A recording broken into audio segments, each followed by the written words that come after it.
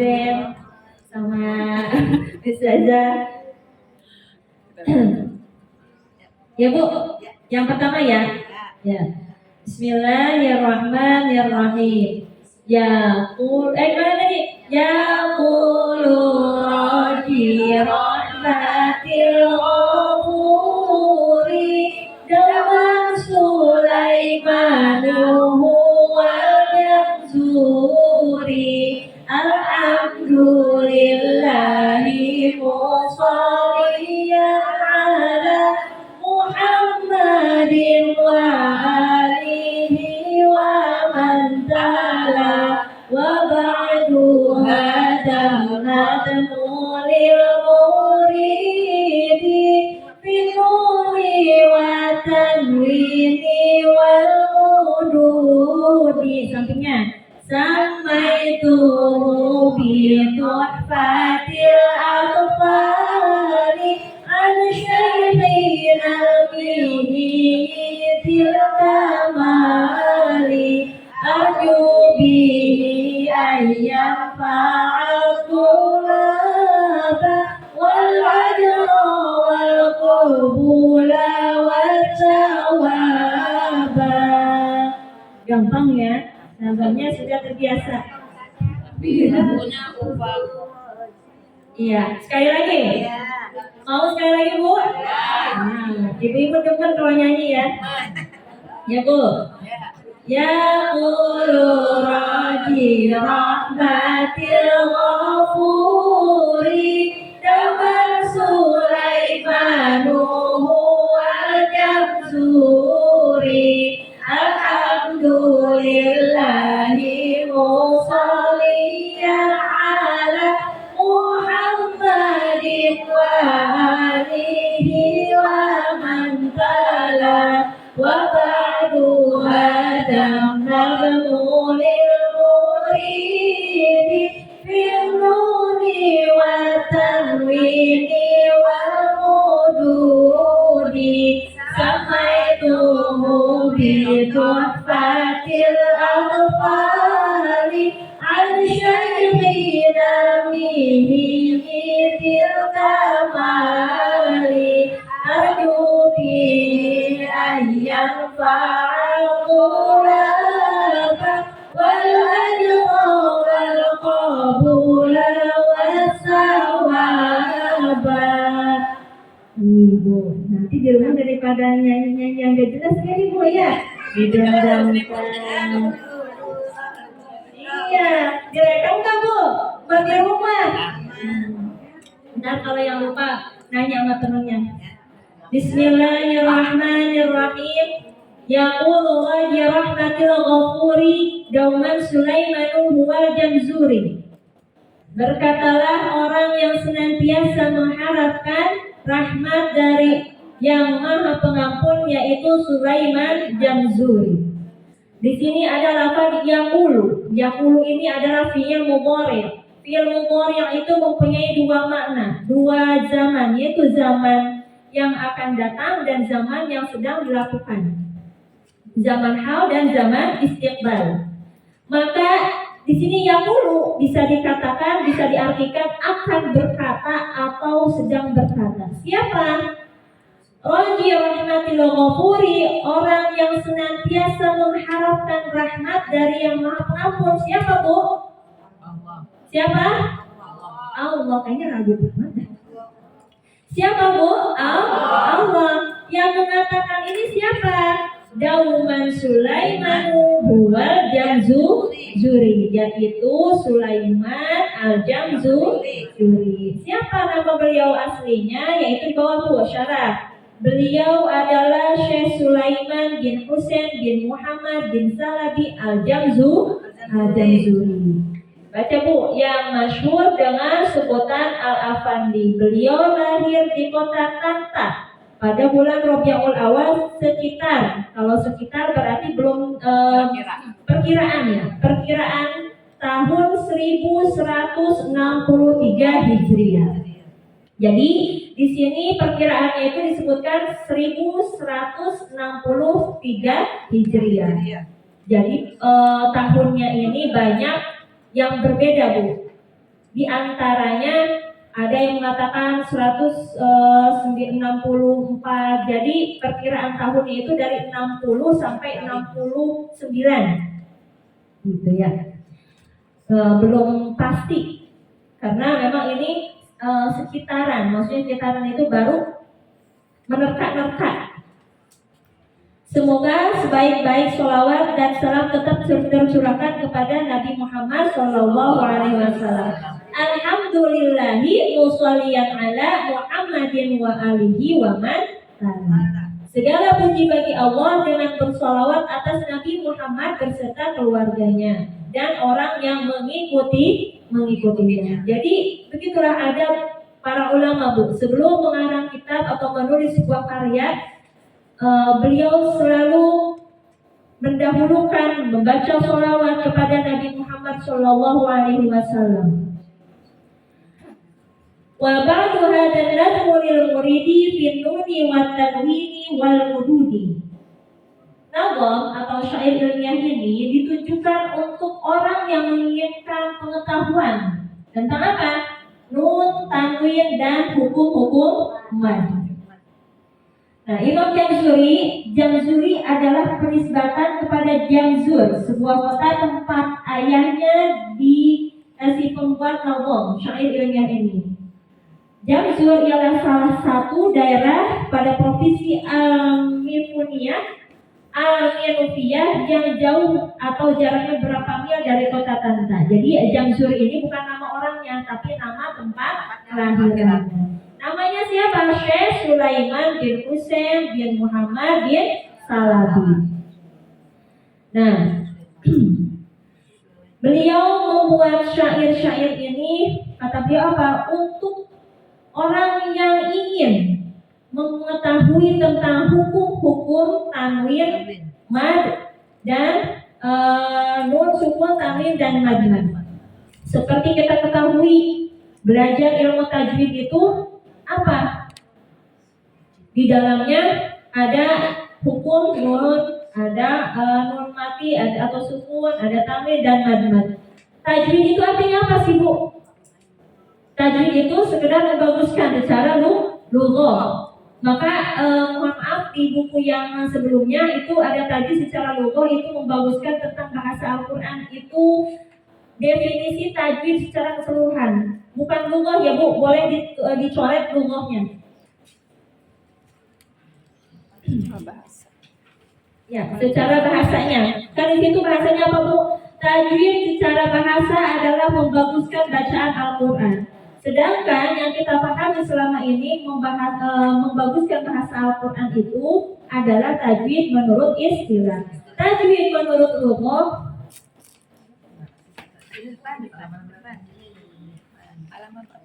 Halaman pertama. Iya, pengertian tajwid menurut bahasa. Ini silo nggak sebelah sini? Enggak.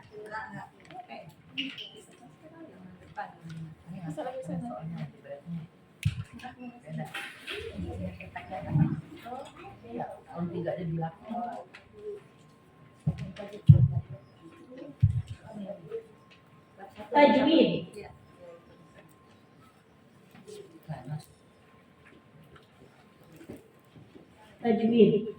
Tajwid. Lughah. Ingat ya Bapak? Iya. Apa?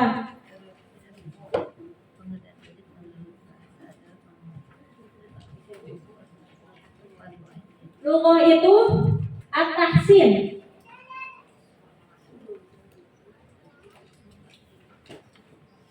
At-tahsin.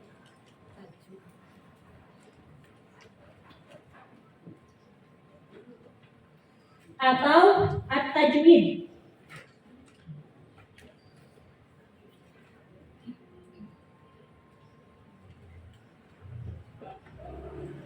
Tajwid dan tahsin artinya sama, artinya membaguskan.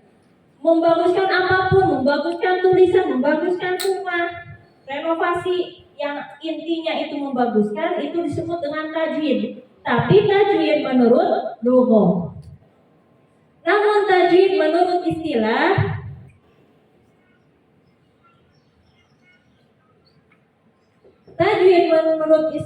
adalah ikhraju.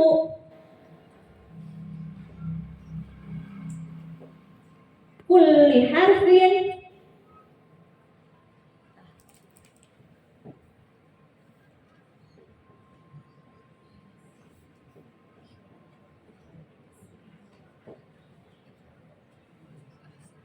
min makhrajihi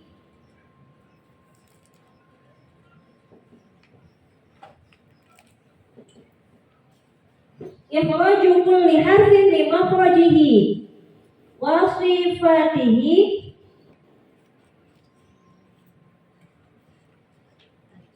wa ghairu dzalik wa ghairu dzalik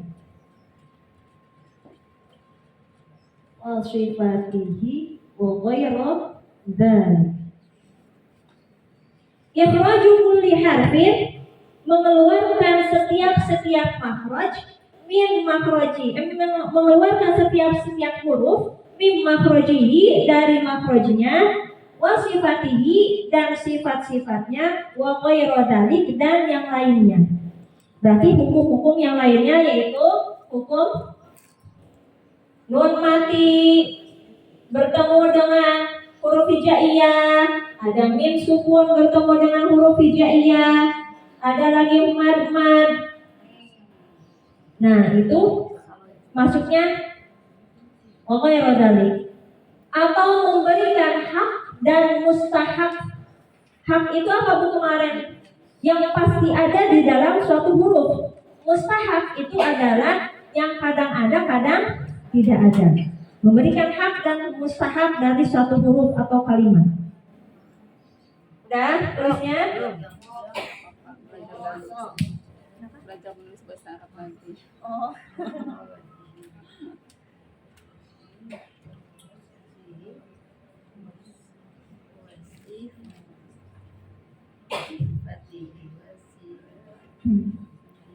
Ikhraju kulli harfin min makhrajihi wa sifatihi wa ghairu dzalik. Mengeluarkan setiap huruf min makhrajihi, dari makhrajnya, wa sifatihi, dari sifatnya, wa ghairu dzalik, dan yang lain.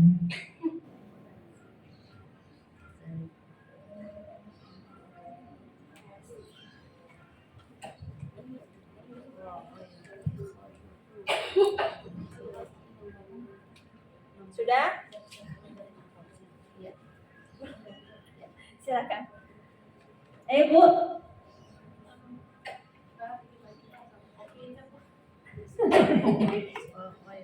Udah lama ya nggak nulis bahasa Arab ya? Ya. Nggak apa-apa ya. Tapi belajar nggak apa-apa. Dari makhrajnya dan sifatnya dan yang lainnya.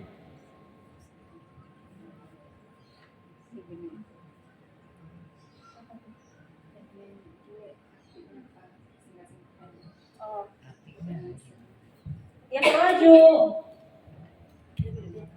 mengeluarkan.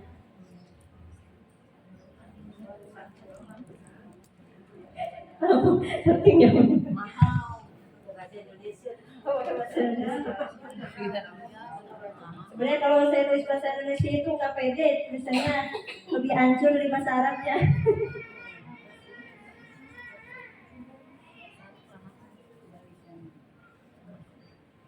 Mengeluarkan. Gimana ya?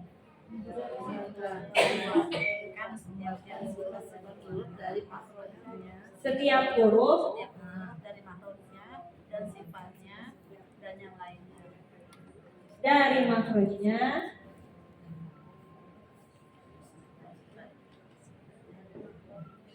dan sifatnya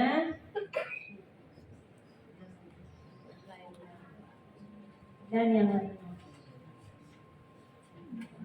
Dan hukum yang lain.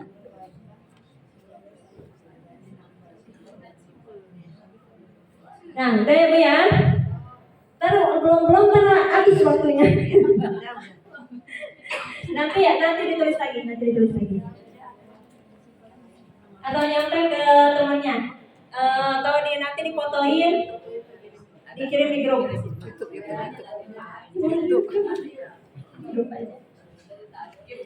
Nah, jadi yang namanya tajwid itu adalah mengeluarkan setiap huruf dari makhrajnya, sifatnya dan sifatnya, dan yang lainnya, berarti hukum-hukum yang lainnya, Bu. Untuk apa sih, Bu, kita belajar ilmu tajwid?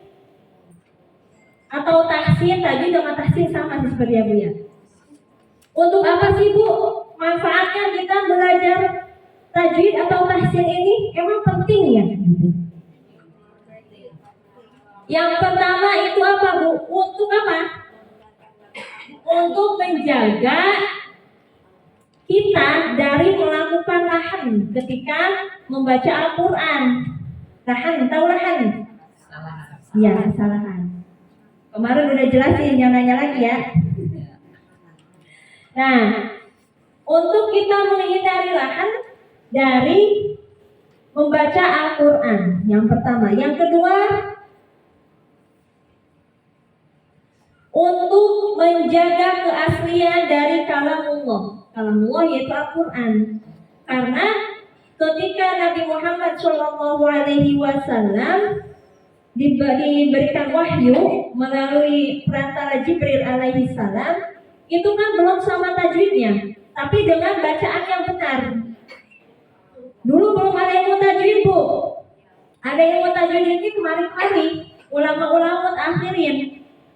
Dulu ketika Nabi Muhammad, para sahabatnya, tabi'innya belum ada ilmu tajwid. Karena Islam itu semakin luas, maka kan yang menganut agama Islam itu bukan hanya orang Islam, maka perlulah ilmu tajwid. Kalau orang Arab mah baca begini, baca Al-Quran, alhamdulillahirabbil alamin, udah mesti paham.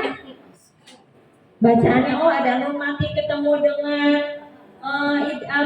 kho berarti idhar, nun mati ketemu dengan fa berarti ikhfa. Kalau kita kan nggak ngerti, Bu, bukan orang Arab, ya Bu. Maka perlu belajar tajwid. Namun Nabi Muhammad membaca Al-Quran dengan tajwid. Maka belajar tajwid itu adalah fardu kifayah. Kifayah, Bu. Belajar tajwid itu adalah fardu kifayah. Maksudnya ketika di suatu kampung ada yang belajar tajwid, maka gugur. Gugur apa? Gugur kewajiban untuk yang lainnya. Nah, tapi membaca Al-Quran dengan tajwid hukumnya fardu ain. Berarti setiap orang yang membaca Al-Quran harus dengan tajwidnya. Belajarnya fardu kifayah, melakukan prakteknya fardu ain. Maka karena kita takut ya Bu ya, takut salah, kita belajar tajwid. Itu karena kita ingin menghindari dari melakukan lahan atau kesalahan di dalam membaca Al-Quran, baik itu lahan khafi ataupun lahan yang jari. Itu Bu. Jadi hukumnya fardu kifayah belajar ya Bu ya. Iya. Karena kita sudah belajar tajwid, maka berharap kan Bu, belajar tajwid untuk apa? Membenarkan bacaan kita. Karena kita ngarepin apa Bu? Ngarepin ridho Allah. Maka manfaat belajar tajwid ada 3.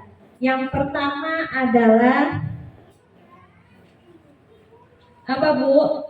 Menghindari dari kesalahan atau lahan dalam membaca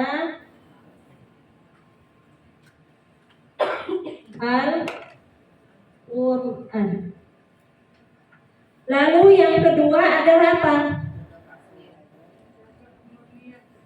Menjaga kemurnian dari kalamullah.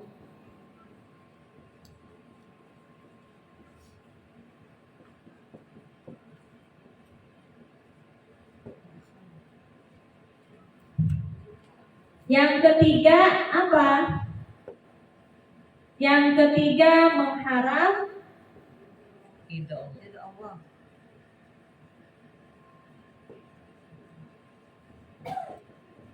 Mengharapkan ridho Allah. Ya kan kita nggak mau baca tapi kita dilaknat. Pasti kita belajar itu karena mengharapkan ridho Allah Subhanahu wa Ta'ala. Ini adalah faedah atau manfaat dari kita belajar ilmu tajwid, menghindari kesalahan. Karena kita tahu hukumnya, maka kita berhati-hati dalam membaca Al-Quran. Yang kedua, menjaga kemurnian dari kalamullah. Kalamullah adalah sifat dari Allah. Sifat kalamnya Allah apa? Al-Quran. Yang ketiga adalah mengharap ridho dari Allah Subhanahu wa Ta'ala. Tuh. Jadi ini Bu, intinya dari kita ngaji itu ini. Ibu datang ke sini buat apa, Bu? Belajar. Belajar buat apa? Cari ridho Allah ya, Bu ya. Dan tulis. Nah. Jadi Bu, kenapa belajar tajwid ini menjadi ilmu yang sangat luar biasa, menjadi ilmu yang sangat istimewa karena kemuliaan dari ilmu tajwid ini. Kenapa ilmu tajwid lebih mulia daripada ilmu yang lainnya? Karena ilmu yang bersangkut paut dengan Allah maka akan menjadi ilmu yang paling mulia. Karena tajwid belajar tentang kalamullah, cara belajar Al-Quran, cara membaca Al-Quran dengan benar, maka menjadi ilmu yang mulia. Semakin ilmu itu dekat dengan Allah, maka ilmu akan semakin mulia. Kalau ilmu jauh dari Allah, maka ilmu itu tidak akan mulia. Contohnya Ibu, ilmu fikih sama ilmu matematika. Nah, lebih mulia mana Bu? Kenapa Bu? Karena fikih itu membahas tentang cara beribadah kita kepada Allah. Maka belajar tajwid pun seperti itu. Kita belajar tentang cara membaca Al-Quran dengan benar, yaitu membaca dengan tajwidnya, menghindari lahan, gitu ya Bu ya. Ya mudah-mudahan kita belajar di sini, belajar Al-Quran, kita mendapatkan ridho Allah Subhanahu wa Ta'ala. Nah,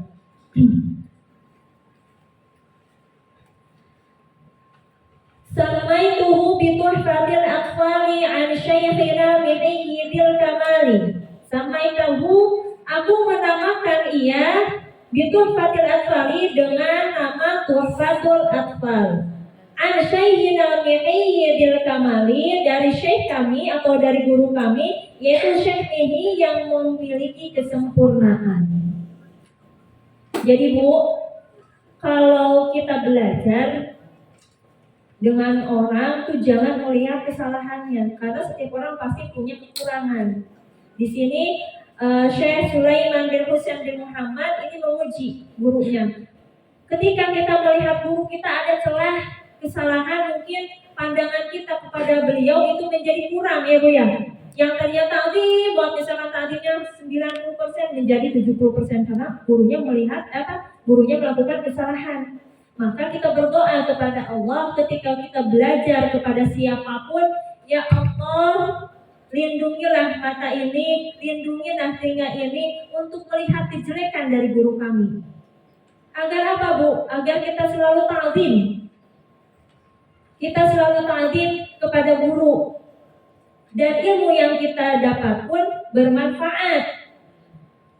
Kalau kita belajar sama orang yang kita gak suka, gimana? Apakah ilmunya akan bermanfaat kalau gurunya dicela? Makanya ya Allah, lindungilah mataku, lindungilah telingaku untuk melihat keburukan, kejelekan dari guru kami. Seperti itu. Karena tidak ada Bu manusia yang sempurna ya Bu ya. Begitupun kami di sini ada Ustazah lain, ada Ummu Zain dan saya sendiri. Mohon maaf kalau misalkan ada kesalahan. Tapi janganlah lihat kesalahannya, tapi tolong lihat apa yang disampaikan jika itu benar adanya. Gitu ya Bu ya? Iya. Arju bihi ayat fa'atulaba. Aku berharap akan manfaat untuk para penuntut ilmu. wa ajra wal qabula wa thawaba, ganjarannya, penerimaannya dan pahalanya. Nah, itu ketika kita sudah belajar ilmu tajwid ya. Jadi kata Syekh Sulaiman bin Husain, beliau mengharapkan nih kita yang belajar ini untuk mendapatkan manfaat dari ilmunya. Agar apa? Agar kita mendapatkan pahala ketika membaca Al-Quran dengan baik dan benar. Begitu. Ada pertanyaan, Bu?